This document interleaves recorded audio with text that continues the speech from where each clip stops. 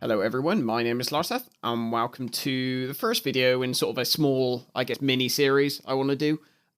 Just basically looking at some of the dev diaries, which the developers at Paradox churn out on a, I think it's normally a weekly basis, depending on how busy they've been. But not everyone obviously looks at the forums, not everyone looks at like the EU4 subreddit on Reddit. So quite often, if you're, if you're not looking at those, you won't have really much any idea of changes that are upcoming. And I guess the only other way you'd look is if you actually went to the links in the dev diaries, which are in the launcher for EU4.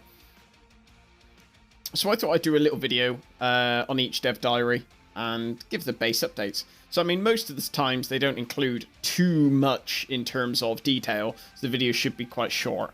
This one will obviously be slightly longer because I'm just explaining all the why I'm doing it. But there we go. So this dev diary came out on the 25th of October, so a few days ago now. And this one is for an upcoming patch, patch 1.19. It's only one of multiple dev diaries for this patch, so there'll be some more over the next few weeks. And this one they are calling the Denmark patch. And if you look at the dev diary, it's quite clear to see why. So the first main changes, well, I mean, the changes are really centered around, at least in the first dev diary, Denmark. So Denmark will get more historical events, which is always nice, adds a bit of flavor to the gameplay.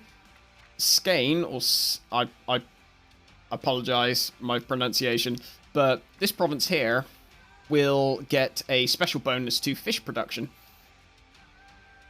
which will be at the start of the game, and I guess it's essentially just a permanent thing that stays forever, which should be an extra bit of money.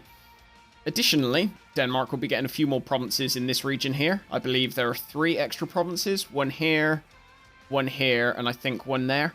But they'll be getting a few extra provinces, which is always nice. And as a result of getting those provinces, their overall development will be slightly higher.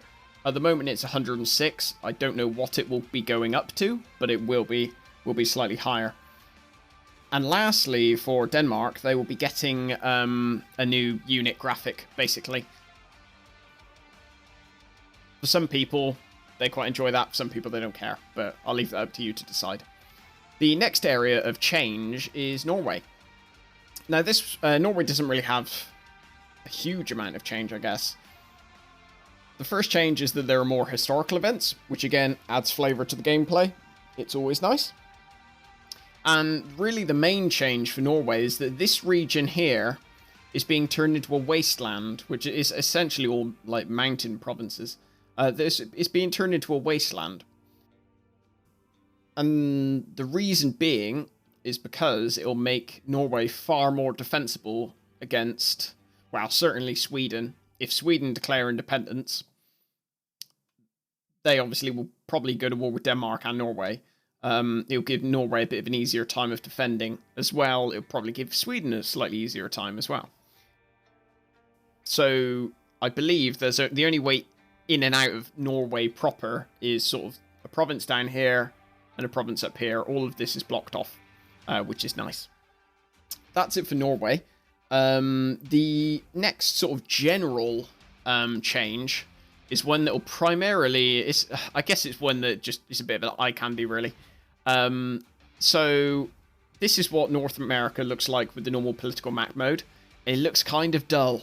It's not very pretty, because any provinces that aren't colonized, so this is true anywhere in the world, you can see there's all grey provinces everywhere.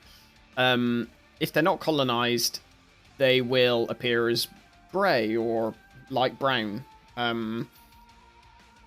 There's being a change made so that uncolonized provinces will show the terrain view. So any provinces which are not colonized will appear like they do on the terrain map, which is nice and pretty.